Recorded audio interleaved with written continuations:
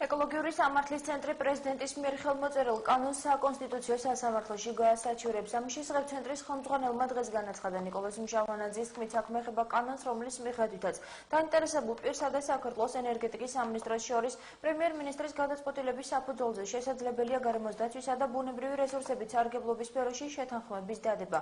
განუსაზღვრელი ვადით, რომლის მიხედვითაც შეთანხმების განსაზღვრულ პერიოდში დაინტერესებული პირის მიერ განხორციელებული ყველა ქმედება კანონიერად ჩაითვლება. სამთავრობო ორგანიზაციებმა ცვლილებები რამდენჯერმე გააპროტესტეს, მათ პრეზიდენტს ვეტოს გამოყენების მოთხოვნითაც მიმართეს, თუმცა პრეზიდენტმა ცვლილებებს ხელი უკვე მოაწერა.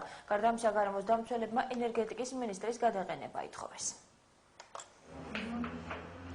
ძალიან კარგად მიწერია და ისე იყო რაღაცა ხუმრობ გუშინ ჩვენთვის გახდა ცნობილი საკანონმდებლო მაცნეს საიტზე დაიდო ინფორმაცია, რომ პრეზიდენტმა ხელი მოაწერა აღნიშნულ კანონპროექტს. სააკაშვილმა მორიგი ანტისახელმწიფოებრივი გადაწყვეტილება მიიღო.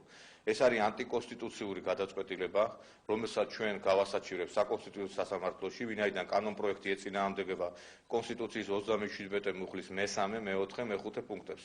ჩვენ ხვალ შევიტანთ უკვე სარჩელს აღნიშნულ გადაწყვეტილების თაობაზე.